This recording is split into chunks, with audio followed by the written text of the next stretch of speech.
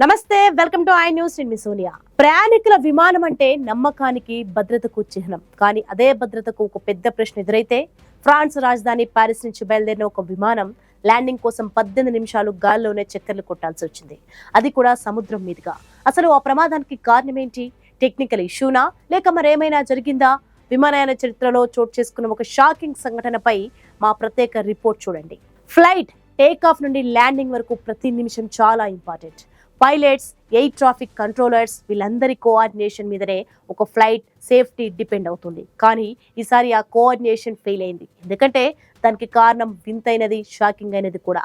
Paris నుండి కోర్సికా బయలుదేరిన air bus విమానం కదా ఇది. అర్ధరాత్రి ఫ్లైట్ అజాక్సియో ఎయిర్పోర్ట్లో ల్యాండింగ్కి రెడీ అయ్యింది. పైలట్ కంట్రోల్ టవర్ తో కనెక్ట్ కావడానికి ట్రై చేశారు, కానీ no response. Airport control tower నుంచి ఏ సిగ్నల్ రాలేదు. పైలట్ కు ఏం చేయాలో తెలియలేదు. రన్వేపై ల్యాండింగ్ కు క్లియరెన్స్ లేదు.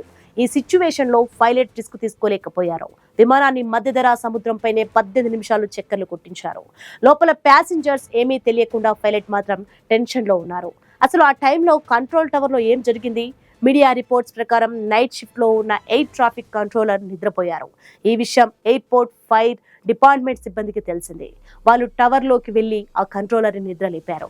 ఆ తర్వాతే ల్యాండింగ్ కు పర్మిషన్ వచ్చింది. విమానం సేఫ్ గా కిందకి దిగింది. నిద్రపోయిన అధికారిపై ఎంక్వైరీ స్టార్ట్ అయింది. అయితే ఇక్కడ పెద్ద ప్రశ్న ఏంటంటే, ఒకే ఒక సిబ్బందిని ఎందుకు నైట్ షిఫ్ట్ లో ఉంచారు? విమానం ఆలస్యం అవ్వడం కూడా ఈ ప్రాబ్లంకి ఒక కారణమని మీడియా రిపోర్ట్స్ చెప్తున్నాయి. ఈ సంఘటన ప్రపంచవ్యాప్తంగా విమానయాన భద్రతపై చాలా ప్రశ్నలు లేవనెత్తుతోంది. ఒక చిన్న మిస్టేక్ ఎంత పెద్ద ప్రమాదానికి దారితీస్తుందో ఈ సంఘటన మనకు మరోసారి గుర్తు చేసింది.